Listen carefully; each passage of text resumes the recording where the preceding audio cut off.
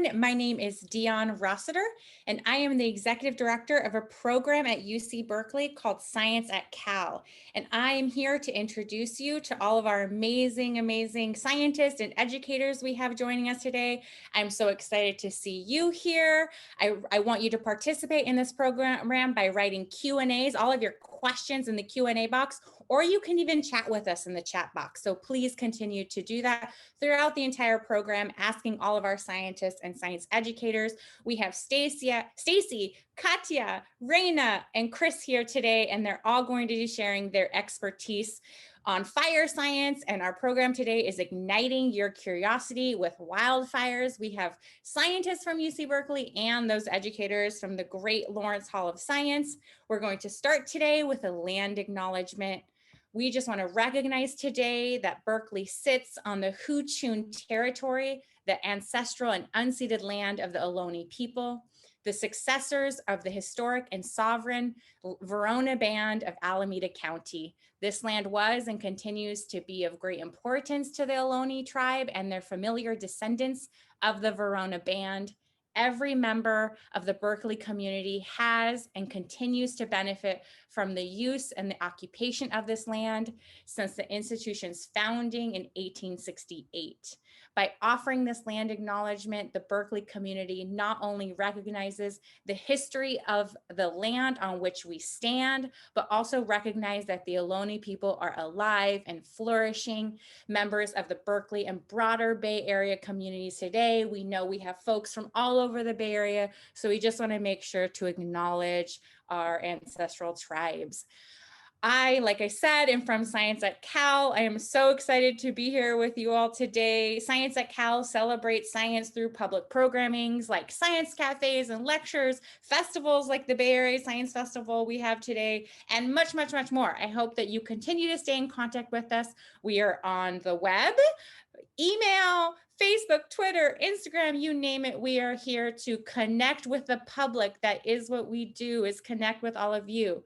So I'm going to go ahead and get started and hand it off to our first educator, actually. So I'm going to stop sharing my screen, and I'm going to bring up Chris.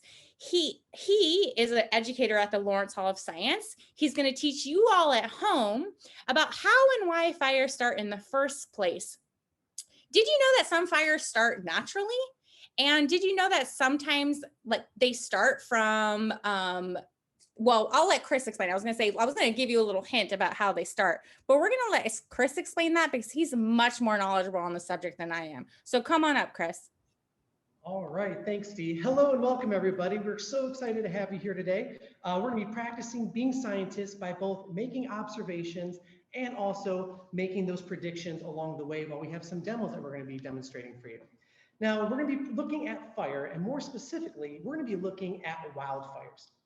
Now, wildfires, I want to point out, are naturally occurring. It normally happens all around the world. However, if you're in California, you may be looking around any given day and be like, it's happening, it seems like it's happening a little bit more than normal.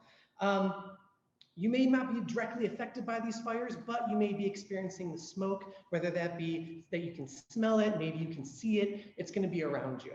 Now, wildfires are commonly caused by lightning. And lightning tends to go with thunderstorms. And to be able to start my first demonstration, I'm going to use and turn to my Tesla coil over here. No, before you ask, this is not what powers Tesla cars, but this Tesla coil over here is named Thor, and it is able to take 120 volts of electricity from a wall outlet and turn it into 120,000 volts of electricity. Now, we like to say that if you could turn and talk to somebody next to you, or if you feel better doing it and just kind of thinking to yourself, I want you to make some predictions. What do you think is going to happen when I turn on this Tesla coil? Keep in mind, it's going to be packing a huge punch with a lot of electricity. So I want you to think about that. I'll give you just a moment while I get set up and get safe, and then we're going to go ahead and start this demonstration.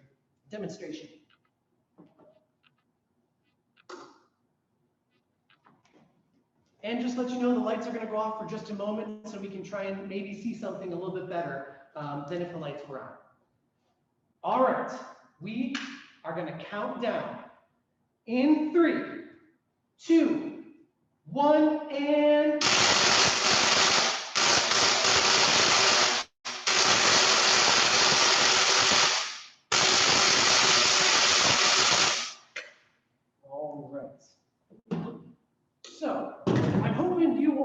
to see. And maybe it was something similar to your predictions, maybe it wasn't. But what I was noticing is that there was a very loud noise coming, which reminds me a little bit of thunder. And there was a lot of blue electricity that seemed to be kind of arcing off, which reminded me of lightning. And that's similar to what a thunderstorm is when it's coming through. And imagine all this electricity, if it was all concentrated, so it was kind of spread out at this point, but imagine if it was all concentrated into a single bolt, and that bolt happens to say hit a tree, or maybe it hits the ground somewhere. That is one of the potential ways that a wildfire may start. Now, again, it's important that scientists and wildfire scientists are studying fires because they both want to keep us safe, and they also want to learn about the behavior of these fires. Now, keep in mind that lightning and wildfires have been happening since the formation of the Earth many years ago. And to talk a little bit more about the history of wildfires, I'm going to turn it over to Katya, who is a UC Berkeley graduate student who is studying, who was looking at trees to try and learn more about the history of the wildfires in the area. Over to you, Katya. Thank you, Chris. I'm going to share a screen with you really quickly. All right, well, like Chris said, I'm gonna tell you how trees can actually tell us a lot of stories about the fires. So the really cool thing about trees is that they really outlive a lot of us. They live for thousands of years while humans only live for maybe around 100 years. So whatever fires have occurred before we were even born, the trees can tell us. All we need to know is just the correct way to ask them. So the way that we talk to trees is that we need to take a little piece of them, and we call it a tree cookie. So we cut a little horizontal slot out of the tree, and then we look at it. And so what you see here is a tree cookie. So it's called that because it's flat and it has different tree rings. And so the tree rings are, again, like I've said, those lines. So we're zooming in on the tree cookie, and those lines essentially correspond to 1 year of growth. And they form because when the tree wakes up from the long season, from the long winter season or a dormant season, maybe not winter, but when it lost all the leaves, the tree is not really growing much. But then when it wakes up, it consumes a lot of water, it has a lot of sunlight, so it grows. So that's all the light spots. So it's called early wood. And then when it becomes dark again and the tree loses leaves, it's not growing very much. And so that's called late wood. So each tree ring corresponds to 1 year of growth. And when there's a lot of resources for the trees to grow, the tree ring might be wider than some other years. So here, maybe the tree didn't grow that much. Anyway, so that's how we can count the age of the tree. But now I'm going to ask you, have you ever gotten a scar? So look around at your hands and arms and legs. Have you ever poked yourself or maybe cut yourself? And your skin did hurt for a while, but over time your skin healed and maybe you have a mark from many years ago. Well, this happens to trees as well, actually. They also get scars. And so that's pretty cool. And the scars can tell us some things. So I'm gonna point out that that's a scar. And usually how trees get scars, not the only way, but one of the major ways is through a fire. So a fire comes through, it burns the tree, but then it heals. And so you could see this very distinct line that's tree healing. And then that's also a scar. You could see that it's pretty different. The growth rings are disrupted here. And then those are all scars. So that's, again, pretty cool. Now we know that the fires happened there. But let's zoom in further. Let's look at this beginning tree cookie, and I'm gonna ask you to count the numbers of rings in between the two arrows. So we know that each ring is 1 year, but I'm gonna ask you to count between the two arrows that I pointed.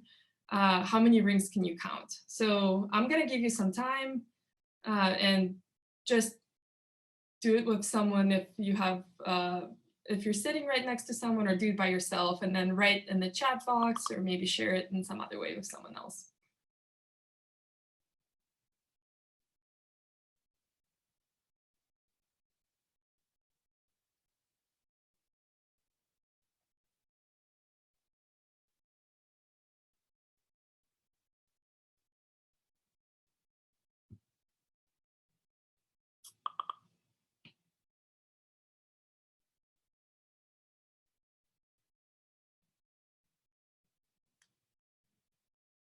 Katya, we have so many answers coming in. Okay, so we have 13, 13, 11, 12, 13, 13, 21, 13, 14, 11. So we're getting around 13 is what I feel. Oh, that's awesome, because 13 is what I counted as well.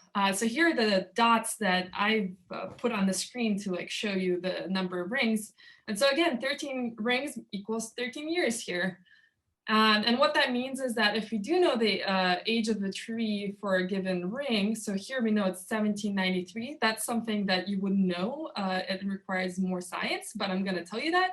So if you add 13 years to that, you're gonna get 1806. So we're doing some pretty cool forensics here. We're figuring out when the fires occurred. And again, none of us were born in 1806. So it's really, really cool that we could tell that the fire happened in this spot where we found this tree.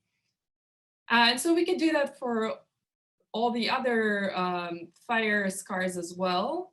And we can get a history. And so for this tree that we found, fires burn every 10 years. And if you think about, like on average, and if you think about it, that's pretty frequent. So fires are occurring 10 years, but then next time you go on the hike,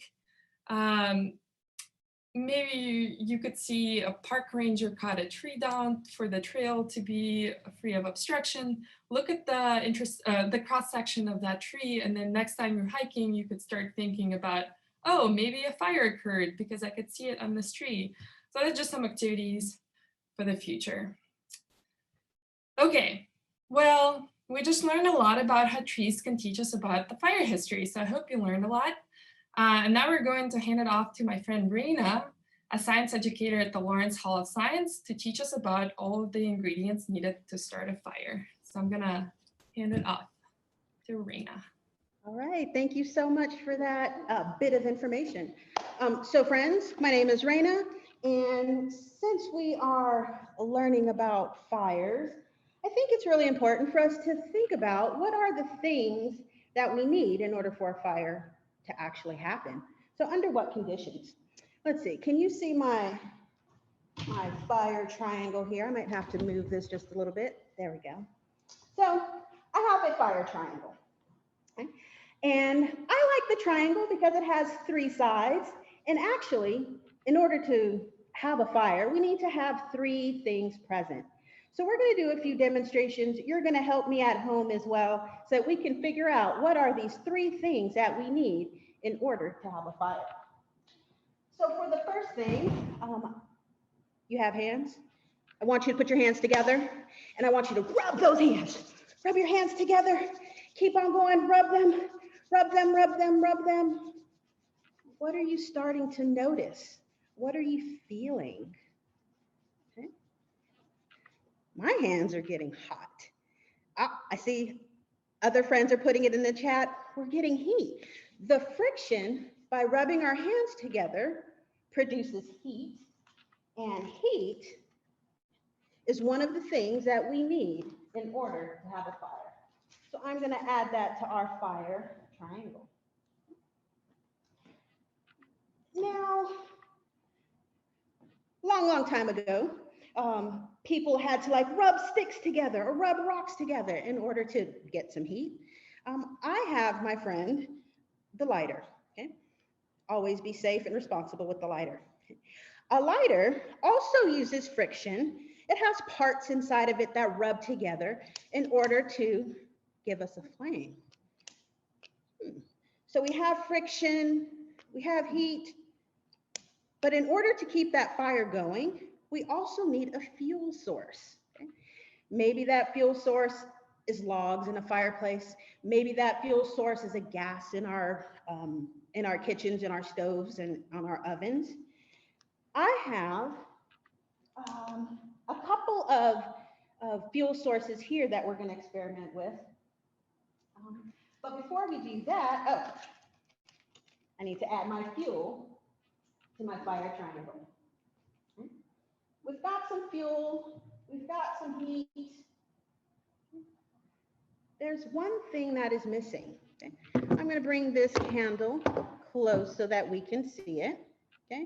Candle also has a wick on it. I'm do something to this candle that you've probably done before at home, or maybe your grown-ups have. I'm gonna light the candle, and then I'm gonna get my beaker, and I'm gonna put it over the candle. Okay. Now, earlier, Chris said that we're gonna work like scientists. We're making observations. We are trying to figure things out. So I want you, friends, to think about what is going to happen when I place my beaker over my flame. Some of you might already know. That's awesome. You can drop it into the chat. And that's going to help us figure out what is the last thing we need for our fire triangle. We have heat, we have fuel. There's one more super important thing. So let me light this candle. I see things coming into the chat. This is so exciting. Okay. I have my candle. I have my flame. Did you make a prediction?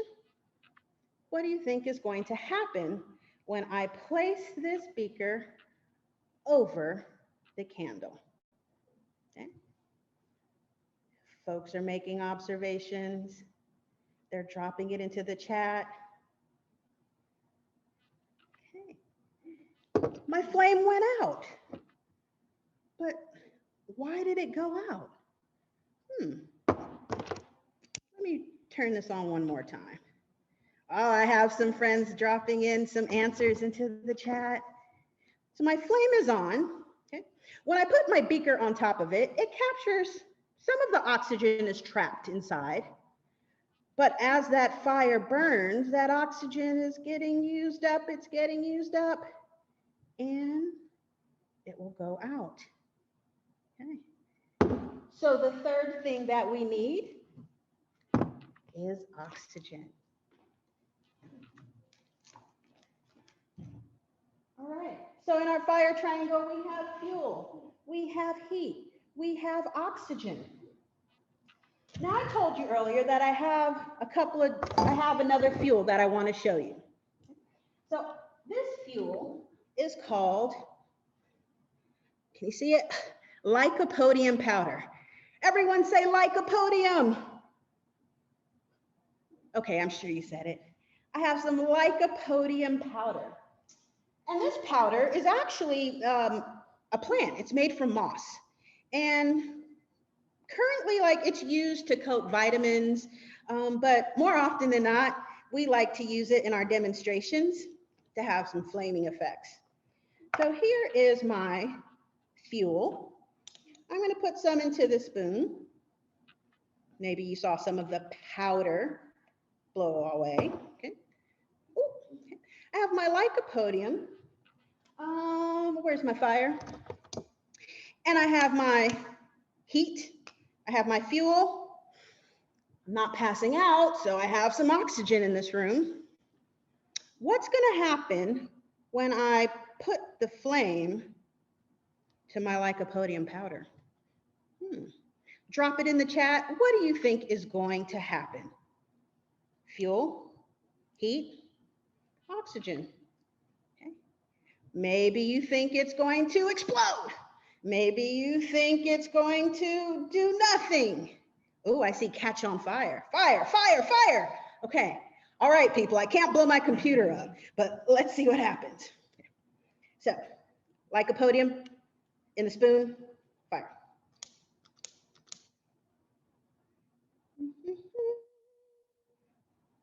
Ah, just kidding.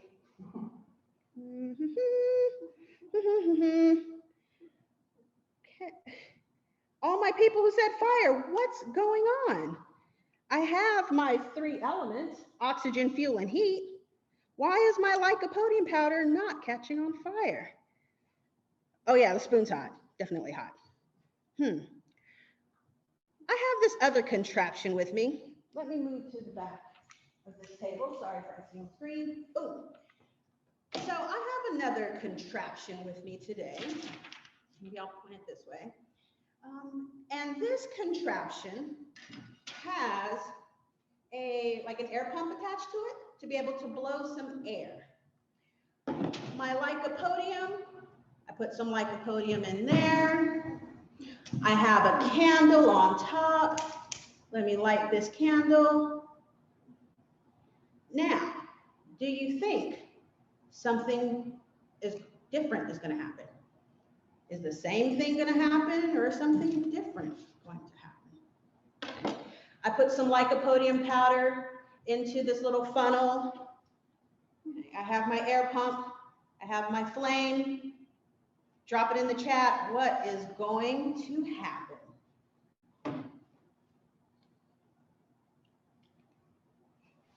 We got nothing. We have fire. Fire. Same thing. Okay, I'm gonna be quiet. You tell us what happens, Raina. All right. Okay. Here we go. In 3, 2, 1. Were you expecting that to happen? I think you might want to see that one more time. Now, why did the Lycopodium, I see a whoa, boy. Why did the Lycopodium powder now have this big giant flame? What do you think? Drop it into the chat. What did we do differently? Andrew says oxygen pump. Nigel says, whoa. What did we do differently? Let me close my fuel. Fire. Lycopodium. Ready to see it again? Here we go.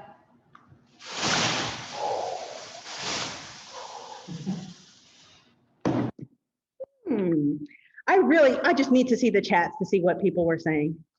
Okay. So this time, what we did differently is exactly, I saw somebody put it in the chat, that we added more oxygen. Okay. When I pushed on the pump, more air was able to rush through this contraption. The Lycopodium spores were able to go into the air and to get more oxygen because they were separated. When they were in the spoon, they were closely packed together, but when I added my air, they were able to disperse and to get more oxygen and to have that super awesome flame. So friends, fuel, heat, and oxygen. Remember, those are the 3 things that we need in order to have our fire. And I think we're going to move on to another demonstration. My friend Chris is now going to show you another cool demonstration. And we're going to continue to ask for you to make your observations and predictions. Are you ready, Chris? All right, I'm back again.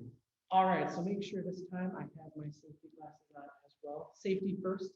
I also happen to have a cup full of water. You'll understand why this is important in just a little bit. So with Raina, we just talked about the fuel, the heat, and the oxygen of how you help, basically how you create a fire. Now, when you're looking at a wildfire, maybe asking yourself, how does a wildfire start with lightning? What is that? How is that actually interacting with the environment? So we have oxygen. Oxygen is going to be around us. In the forest, inside this building, where you are, you're going to have oxygen around you. Fuel, go ahead and type in the chat, what is the fuel in a wildfire? What is a fuel? What acts as the fuel for that wildfire? I'm hoping a lot of you said maybe trees or brush or something that's a dead and decomposing tree potentially. So yeah, we've got the trees, which are going to be fuel. And then we need a heat source. And that heat source is going to be from the lightning. Now with the Tesla Pro that I showed you at the very beginning, that is going to be electricity, and it looks like it's spreading out like lightning in a thunderstorm. But lightning just going around on the sky, and it's not striking anywhere, it's not going to start a fire. However, if that bolt is able to strike down somewhere and it hits in the right conditions, it can start a wildfire or start a fire in general. And so to kind of demonstrate that, I have here with me what is known as a Jacob's ladder or potentially a spark gap. And so what that is we have these 2 metal rods right here that are just kind of split a little bit, and it's powered by a transformer, not like the robots. And this transformer, kind of like the one that we had for the Tesla coil, is able to take the energy from a wall socket, turn it up all the way to 12,000 volts, and give us a pretty awesome electrifying effect. To demonstrate, I also have these two paper trees. And these are going to act as trees you might find out in nature. Keep in mind, paper is made of trees, so these are in essence real trees. So I'm going to first show you what happens when we turn on this spark gap. So I want you to go ahead and talk to somebody near you, or again, think about it to yourself and write down in the chat, what do you think is going to happen when I just turn on this Jacob's ladder? What is going to happen when I turn this on? I'll give you a couple moments to write some ideas into the chat while I get set up and make sure everything is safe and good to go. All right.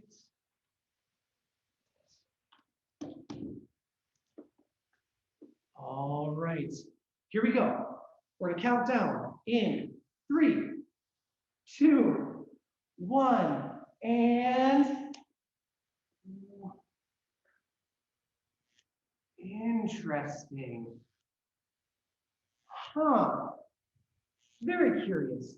So we are seeing, I'm hoping you're able to see on the video, but we have what looks like a bolt of maybe flame or electricity that is arcing across these two metal rods and starting at the bottom, rising up to the top, and then there's a loud snap as it disappears and then comes back in at the bottom to restart all over again.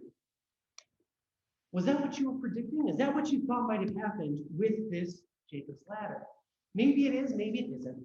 But imagine, again, if that bolt of electricity, what if that was going to strike down onto a tree? And to demonstrate that, I am going to use one of my trees. Let's go with the light green one because I love light green. So here's a tree. We're going to turn this on just like before. I'd like for you to make some predictions. What do you think is going to happen to this tree if I stick it directly in the middle of that arc of electricity that's going up between those two metal rods? Go ahead and write down what you think is going to happen when I take this and stick it into the middle. Make sure my water cup is nearby. Everything is still safe. Fantastic. All right.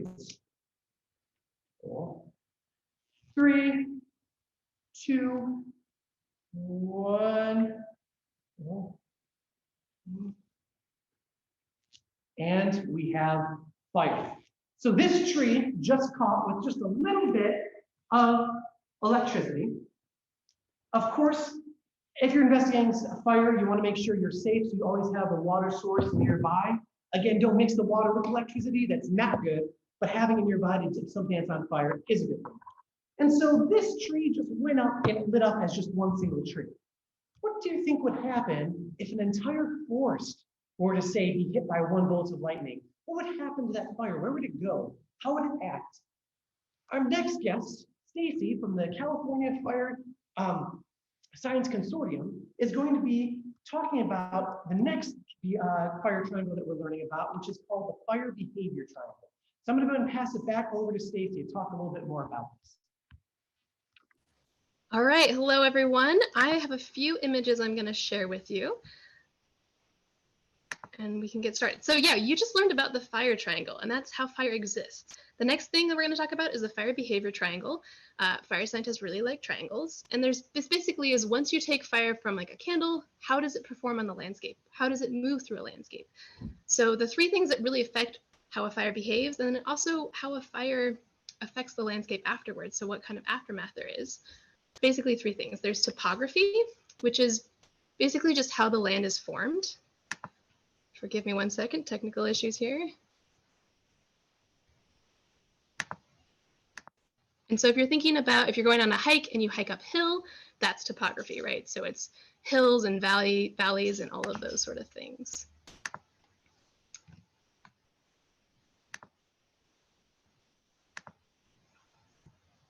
Okay, so that's topography. The next one is weather. If you want to take a second in the chat and just let us know what kind of weather would be bad for fires. So what kind of weather would make big fires or fast fires or really hot fires?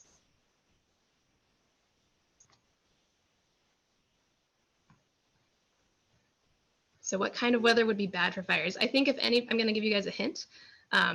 If you've heard of red flag warnings, you might get this notice coming through you from emergency services.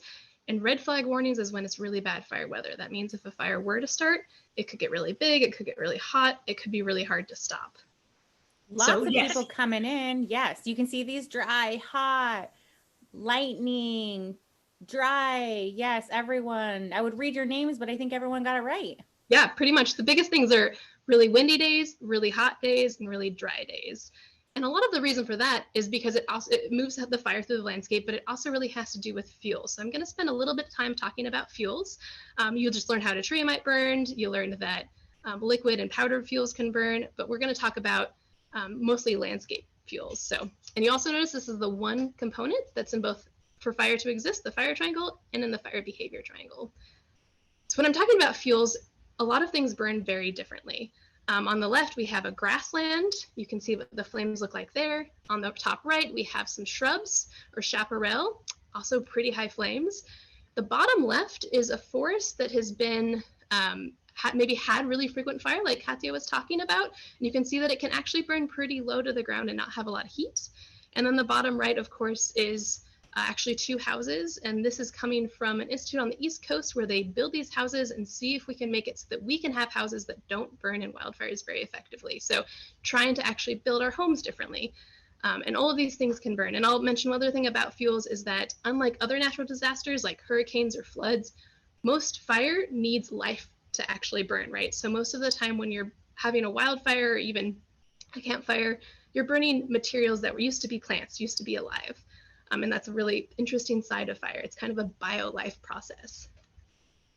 So the next question I have for you. So we're going to talk a pretty specific ecosystem in the Sierra Nevada, which I know is near and dear to many of our hearts. This is up on the Plumas National Forest, and it's a picture taken from 1915 and 2002. And in the chat, if you want to let us know what some differences are between these photos and why you think that might be the case. So let's start with what are some differences you might see between the 1915 and the 2002 photos. You can drop that in the chat, or if you have someone you're in the room, you can talk about it together. We got more trees, more open space. Good job, Steve, Josephine, Samiha. There are more trees in 2002. Regrowth from Vilma. Rebuild. Oh, maybe talking about the cabin looks a little different. Yeah. It's actually the same cabin. And I'll mention too that since that 2002 photo was taken, a wildfire did come through and the cabin did not survive. So it is no longer there. It is a structure that has burned down since. But yeah, excellent answers, everybody. I think the biggest difference is probably how different those fuels look, how different that forest looks, right? So the one on the right, we have a lot of open gaps. We have a lot of big trees. You can see some snags or dead standing trees in the background. And then on the right in 2002, there's a lot of trees and they're really packed in there together. So what we're gonna do is we're gonna do a little model demonstration. If anybody has an idea of what could have caused this, type that while I prep a little bit here. So what we're going to do is basically try to mimic these different forest conditions in a matchstick forest. So let me move my camera here. Can you stop sharing? Yes. Thank you, Stacy. Okay. We want to get a good view. Yes, and I will mention I'm going to tie my hair back here. And I also have one of those lovely blue lab coats that Raina was wearing for safety. It's a fire resistant coat. So I want you to make some predictions. Here we have our matchstick forest. We have forest A, forest B, and forest C. And the first question is, which of these forests, A, B, or C, do you think is going to have the most live trees after a forest? I'll give you this view too. So in this forest, I would say is more like the 1915 picture, and this one is more like the 2002 or even today. There's a lot of little baby trees in there. They're pretty packed together. This one's kind of in between. So most living trees after the fire. Okay, let's see what happens. Let me get this a little closer. Steve, Velma, they all say A. Divya, A. Andrew, A. Nigel, C. All right, let's start with the 1915 forest. We're gonna say that maybe a lightning strike ignited this one. And I'm just gonna burn a tree right in the middle here.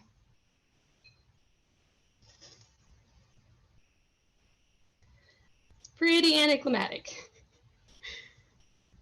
we'll say that maybe during another lightning tree hit over here, another lightning strike hit over here. All right, we've got 2 trees that are maybe burning, and the rest seem like they're okay. We're going to use Raina's oxygen trick here and cut out that oxygen so that it goes out, which is a little hard to do with my uneven surface. All right, there we go. That one pretty much went on its own. So here's one in between.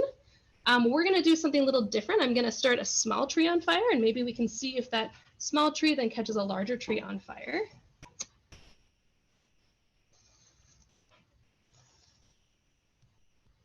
And it did. So this small tree just caught that bigger one on fire.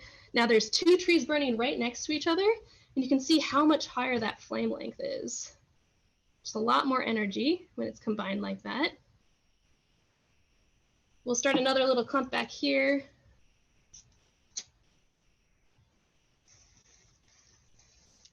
This one, there was 2 or 3 packed together. They all ignited each other and ignited that big one, and it's burning down. Lit a couple more little ones. Ooh, this is interesting. The big one is starting to fall. Nope, nope. So with 2 sources, oh, all right, still going.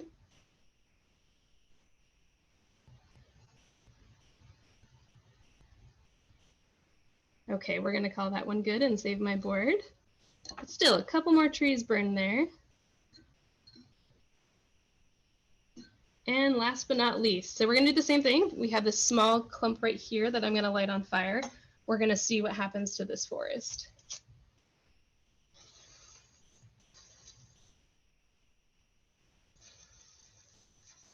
You can see it really did carry through. You can see how much taller that flame length is. Just a lot more energy, a lot more heat.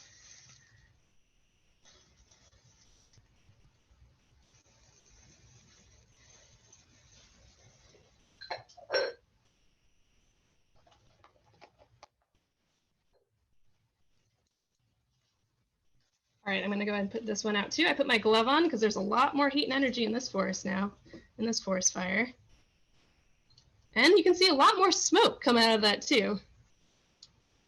All right, so that's our first one. Let's take a look at our forests after these fires. So if you made a prediction about which one has the most living trees, it's B or C. I would say this one has the most. It started out with less trees, but it still has more living trees. You can see the greens on that middle one. And then you have the one that was a lot like our forest today, which have a lot of trees all densely packed together. And I don't see a single living tree, unfortunately. At least not one that still has leaves or crowns or needles. I'm gonna do one more quick thing. We talked about how topography can affect fire. So that was a flat surface. This forest is pretty similar to that 1915 one, pretty spaced out, lots of big trees, but I'm gonna put it on a hill this time and see how fire changes and moves uphill. So we know that heat rises. See if I can get that so you can see it the whole way. Yeah, okay. We're gonna start at the bottom of the hill and see what happens.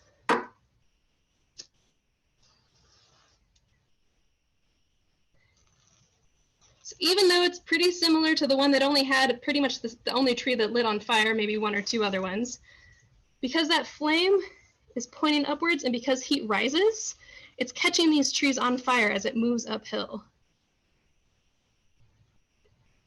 I'm gonna put my glove on and tilt it even more. Actually, I'm gonna untilt it first. Here it is flat. And there's the flame going up like that. And then if you tilt it, you can see the direction of that flame changes.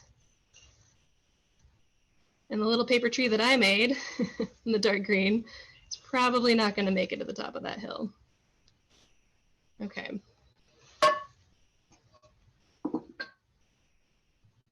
So that's one way that topography really affects fire behavior, is it moves pretty fast and has a lot of heat moving uphill. So a lot of intensity, a lot of heat. All right, that's our matchstick forest. Anything in the chat I need to address here? Okay. I found the burning matchstick forest very pleasing, but it wouldn't be real if it was in a real forest, especially with living things. Yeah. The thing with fire is that doesn't really have any restrictions or boundaries. It can be a tool, it can be a really important tool, but it also can have a lot of really negative effects.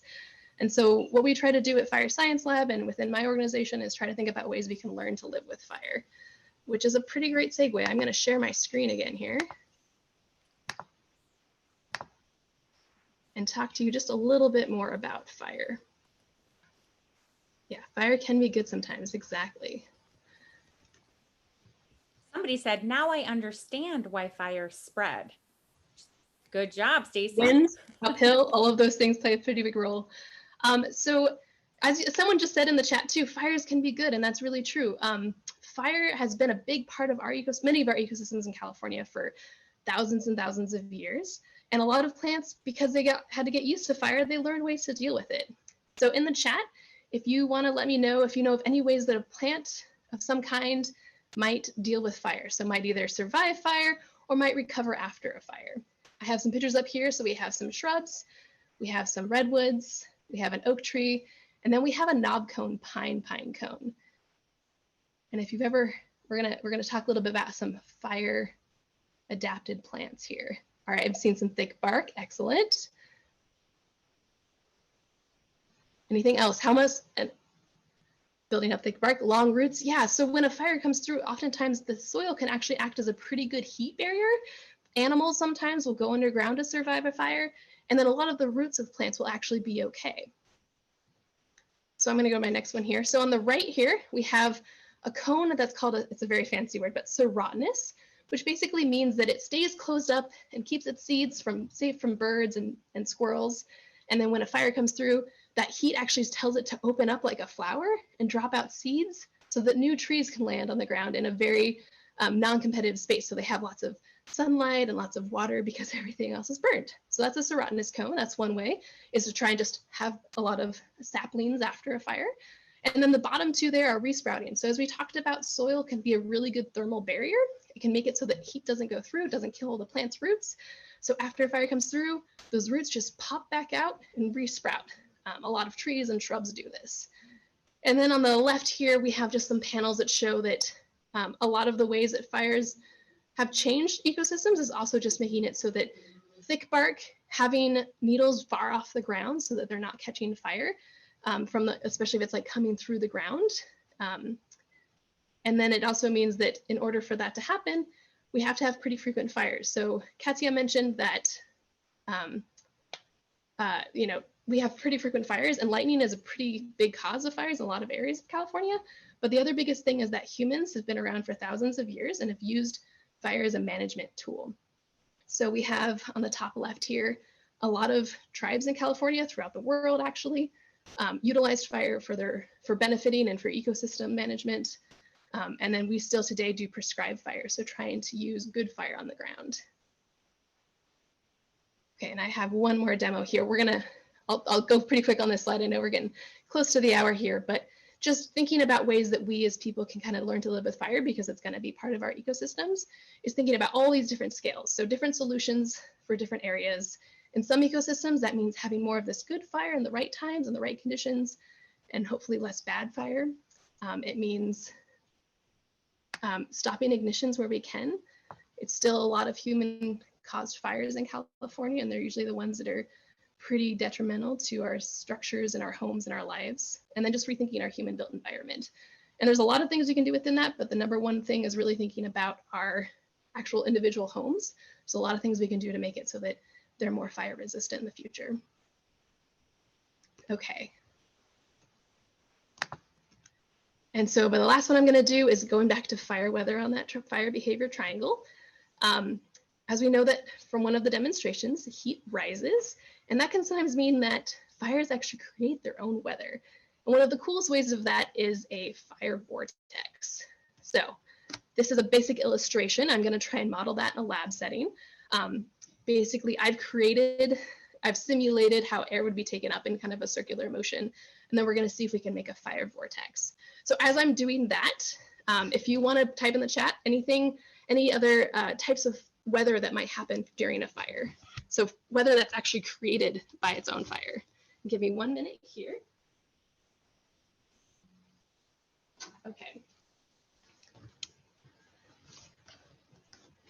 So I have liquid fuel for this. I'm going to ignite my liquid fuel here. This is the same fuel you'd use for camping or that sort of thing. You can see without that simulated situation. Oh, yes, stop share. Without that simulated situation, it's just coming straight up, but I'm going to put a restriction on it and make my own little column here. So we're going to add this plexiglass. I'm going to restrict the top a little bit. All right, so you can see it's starting to make a circular motion. So my side vents here are basically just taking air in so it can only come in through the sides. And then as that cool air is coming in, the warm air is rising and it's pulling in more oxygen to burn. And there we have it. And I don't know if you can hear it, but it actually has a really cool sound, which is just the air moving around rapidly inside of that tube. We got lots of wows, cool, firenadoes, more heat, dry, wow. You can also see, if you Mhm. notice, there's different colors happening too. So we have some more oranges at the top and more of a blue fire on the bottom. And that's just how different things burn. So that's different heat levels.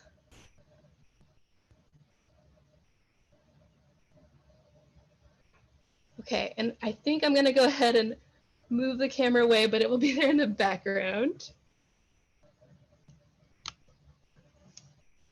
Okay. So this is a simulation, right? So I have a tube, I'm controlling all my own variables pretty effectively. But most of what we study when it comes to fire scientists is out in the natural environment. So how do we do that?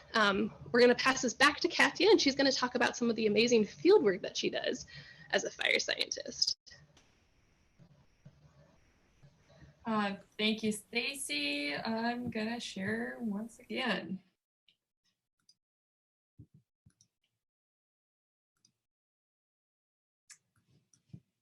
Okay, so I hope all of the demonstrations that you have seen today you found really, really cool. And all of us do really, I think, really fantastic science and have a lot of fun. So I'm going to talk a little more about my personal experience, but I just want to let you know, like, you can be a scientist too. It's really an awesome opportunity to do really cool things and go to pretty places. So I work a lot outside in Yosemite National Park in California. And so here's, I'm hiking with my friends to go do some field work. Whoops. I do a lot of fixing of different sensors to make sure that I collect data about fires and water and different environmental variables. So I have to think a lot on the spot. So here's me with the station. I get help from friends a lot as well. And that's also awesome. So when you work in really nice places or do cool experiments, you can ask your friends for help and they will willingly help you. So this is my friend Emily. That's all right. And then sometimes I get to work with animals as well. I have a lot of heavy sensors and different equipment. So it's really cool to have mules and horses help. So it's, again, something you don't really get maybe in different other jobs that are also cool, but I thought this was sweet. I get to work under the stars a lot. Sometimes it does get tiring, but also look at those beautiful stars. So really different environments. And then I get to sleep under stars too. So really cool place in Yosemite. And you could see the Half Dome in the background behind the trees. Well, you can't actually see it here. And then of course I get to solve problems on the spot as well. So here we got a little visitor. We got a bear visitor. I caught it on camera, so it destroyed a bunch of my equipment, and here I'm trying to make it work again. And it's really rewarding once you solve a problem and you contribute to science with your thinking. And I get to experience all seasons, so really everything's changing quite quickly. We do snow surveys, so it's this is a pit that we dug to measure snow density. And here I'm sitting in the pit. And also just to give you context, fire and climate and water and vegetations, they're all connected. So we really study a lot of things, including snowpack, because it also affects how trees grow and how they burn. And so here's me sitting in the pit measuring snowpack, also really cool. How often do you get to dig holes in the snow? I get to do that at least twice every year. And then, of course, I learned a lot of new skills. That is my last slide. So here, when I first started doing science and working on this project, I never thought I would have to go ski with a bunch of equipment and my friends and then go camp in the snow. So I really learned a lot, ranging from just like knowledge, but also skills as well. And that is all. I hope you will want to become a scientist like us. Thank you, Katya. Very cool. I'm a scientist now. I want to be a fire scientist too. We have lots of questions coming in. Can we get Stacy and Raina and Chris back up here so we can all chat together? Okay, we have some questions. Here's an interesting question that probably some of you can answer. What element is fire made of?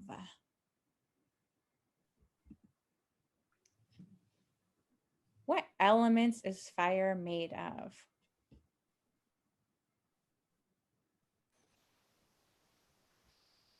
I actually did look this up at some point. Raina, go ahead. It's not as easy as it sounds. So, sorry.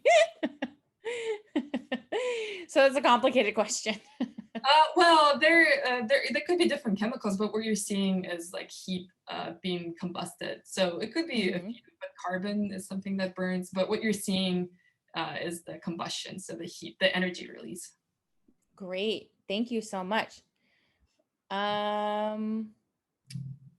So do you work with crews at Yosemite? Somebody asks. Do I work with crews like fire crews and their national park crews? I have actually. One of the really cool experiences I had is that a fire was coming through in Yosemite, and so we had to really quickly go in the field and remove all the equipment so it doesn't burn and the batteries don't explode and put back chemicals in. So we do have some friends at the park who helped us out really quickly. So yeah, that was sweet. Great. Hey, Stacy, how can we predict and control wildfires? Can we do that? We actually can do a pretty great job at predicting things because we know what affects a fire behaves, or what affects a fire as far as behavior, right? So we know we can track fuels, we can track like how densely fuels are, or what kind of fuels there are. We can track topography so that we know that a fire, if it comes from this direction with this wind pattern, it's gonna be probably worse than if it's maybe moving through a flat area that's like mostly grass or something. So we can think about all those different ways that fire behaves, and we can do a little bit of predicting for it. We also, like I mentioned, human-caused ignitions are the most common reason why fires start, and so we can also track where humans are, and that can influence where fires are. As far as controlling them, I would say that we've kind of just been postponing having fires. So I don't know if control is the right word. It's more of learning to deal with them and live with them as best we can. Because unless if we want to pave everything, we're not going to get rid of fire. So it's more of how can we work with it versus trying to control it. I like that. Thank you. Can I get everyone to tell me, what did you study in college? That's one of the questions is, what did you study after high school? So Chris, Raina, Stacy, Katya, what did you all study? I studied civil engineering, so I studied how different systems interact, but specifically I studied hydrology, which is the flow of water through the landscape, and I worked a lot with sensors, so I was really well positioned to collect lots of data and then think about it. You're a scientist of collecting data and thinking about it. That's kind of what scientists do, isn't it? Yeah, on large scales, like big, like mountains and watersheds. Yeah. What about you, Raina? Believe it or not, I did not study fire. I studied how to teach people, so education. Yeah. No wonder you're such a good teacher. This is why I love it so much. And let's see, Chris. Let me move out of the way. I studied zoology, which is the study of animals, and also biology. It's the study of living things. So both those things together, I studied for my master's and undergraduate. Didn't you also study how to teach us science too? Yeah, informal education Yeah. for my master's. So we have a scientist and an educator right here, all of that formal teaching. What about you, Stacy? Yeah, so I started out studying forest management actually, and then while I was working in the student services office, I started working for a fire social scientist, which basically means they would go around and ask more of the questions of people. So like, how are you interacting with fires? What's happening? Like getting the human aspect of that. So that's how I became a fire social scientist. But originally my degree was forest management, natural resources. Yeah, one of the questions is very specific. Like if I wanted to be a fire scientist, what would I need to go study? And the answers sort of vary, right? Social sciences versus forest management versus hydrology, earth science specifically, right? So there's lots of ecology. How do you say? There's so many different kinds of scientists that contribute to fire science. Is that correct? Yeah. All right. Somebody says, I'm going to be a herpetologist. Great. Thank you. So are nuclear or chemical fires different from normal fires, which I'm guessing they mean here forest fires? So how are nuclear or chemical fires different? Katya's smiling. I feel like she should answer. Well, they would be very different because there could be very different physics. So nuclear fission is different from a chemical reaction of carbon burning. So different chemicals also burn at different temperatures, release different amounts of energy. So I could expect nuclear fire to be having a lot more energy and just different physics in general. Ooh, what is the biggest fire in the world and what caused it? Do we know that? It's hard. Well, actually, I guess the biggest in area, maybe in the world, I'm not sure. Australia might have more, but we did recently in the Bay Area have one of like largest forest fires burning. So every year is a fire record year where larger and larger areas are burning. So by that sense, California this summer season had the biggest fires. Yeah, that's true. We got to stay safe out there, everyone. I think that's a good point to end. We have answered several of your questions and we are less than 1 minute to go before we have to say goodbye. So we are going to say goodbye from the Lawrence Hall of Science, say goodbye from Stacy's garage. And Katya, where are you right now? I'm actually in Michigan. Michigan. All right. Thank you everyone for coming. It was so great to meet you all. Thank you for being active in the chat. Thank you for participating and responding to our questions. And have a good rest of the Bay Area Science Festival. We have a program on Saturday, Lawrence Hall Science and Science at Cal program on Saturday. Be there, be square, everyone.